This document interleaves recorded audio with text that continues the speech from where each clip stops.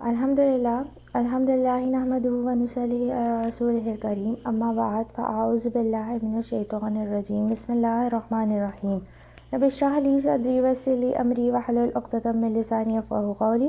السلام علیکم ورحمۃ اللہ.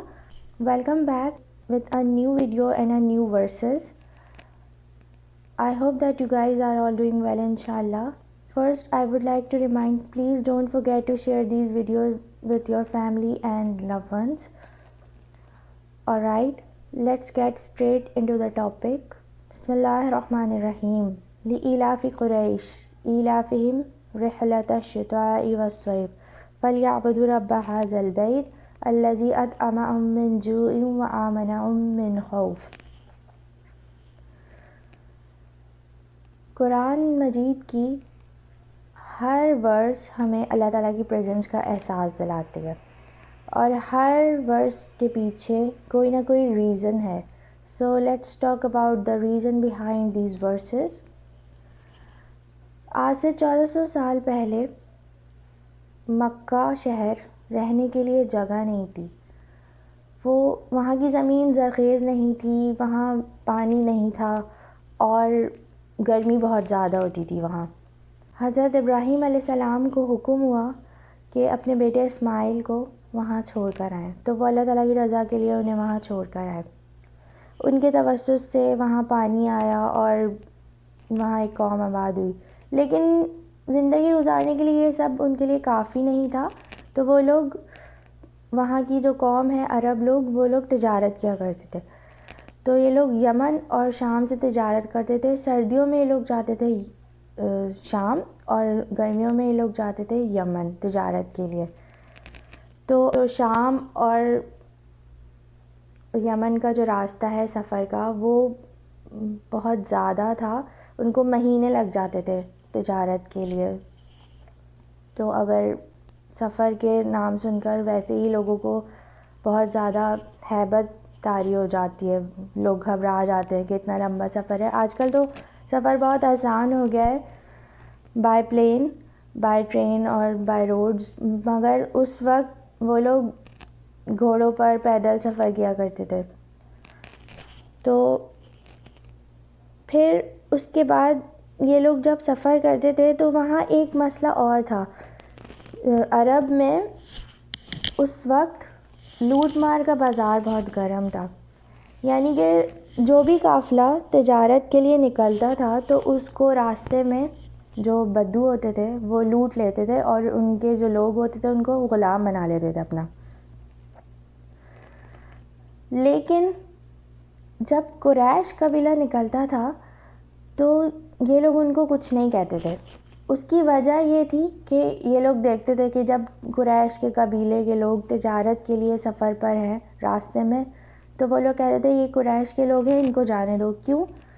کیونکہ یہ لوگ اللہ کے گھر کے متولی ہیں، اللہ کے گھر کی چابیاں ان کے ہاتھوں میں ہیں. یہ لوگ صرف اللہ کے گھر کی وجہ سے یہاں رہتے ہیں، ورنہ یہاں اٹریکشن کی تو کوئی چیز نہیں ہے. تو لہٰذا ان کو کچھ نہ کہو، انہیں جانے دو، کہیں اللہ کا عذاب ہم پر نہ آ جائے.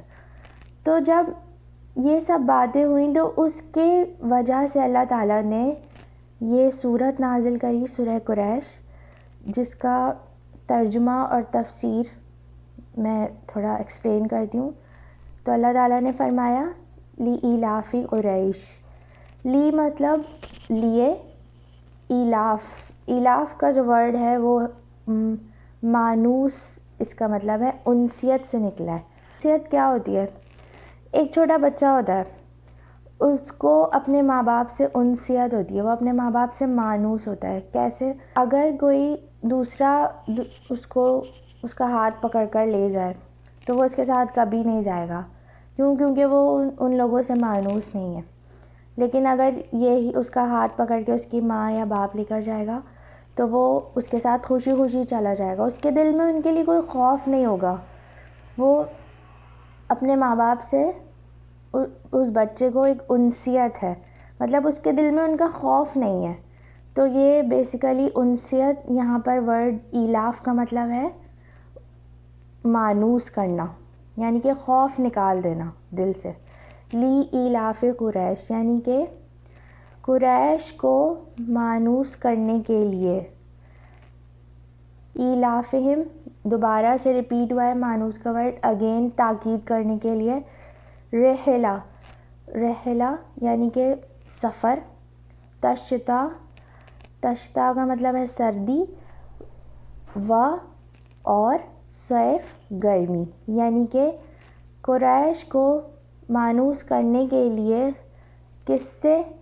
سفر سے، سردی اور گرمی کے۔ رحلہ یا ہم اکثر کہتے ہیں کہ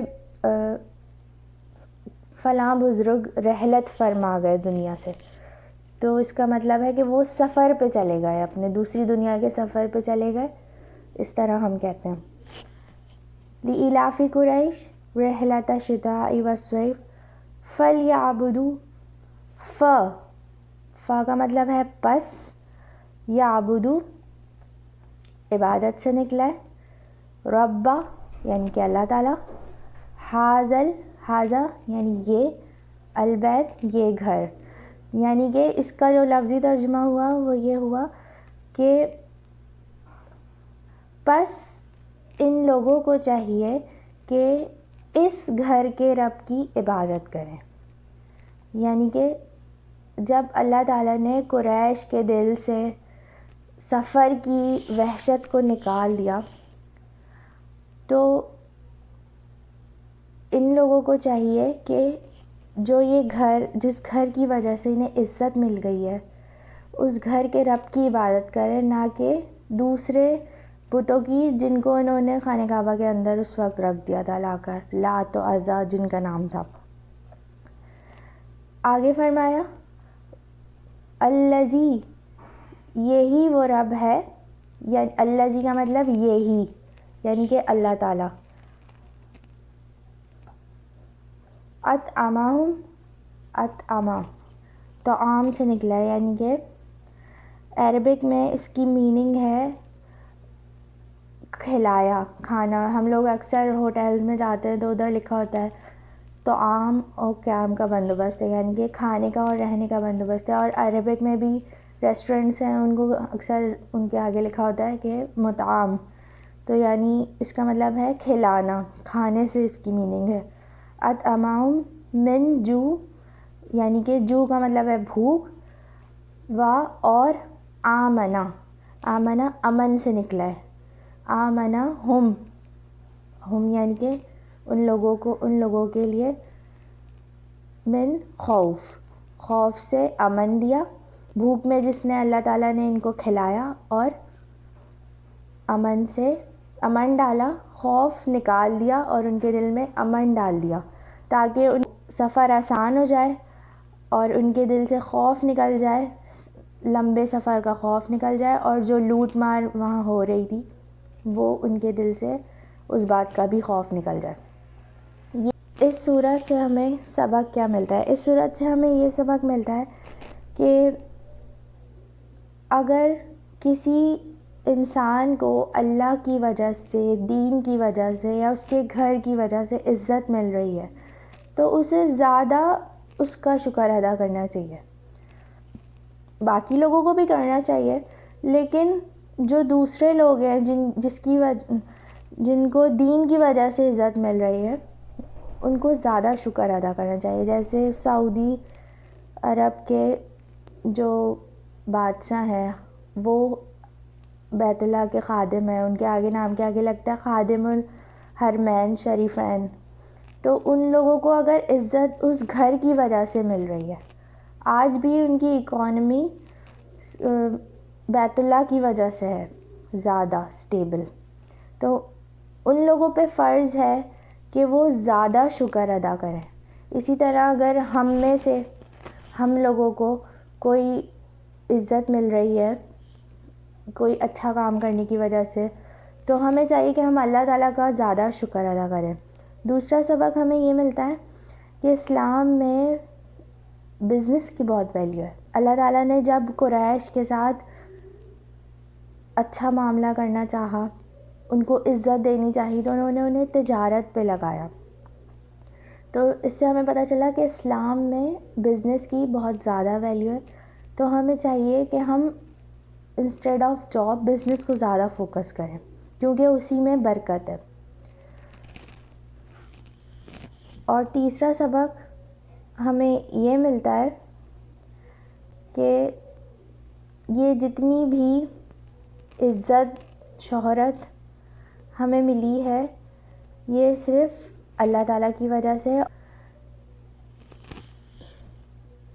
اللہ تعالیٰ مجھے اور آپ لوگوں کو سمجھنے کی اور عمل کی توفیق عطا فرمائے۔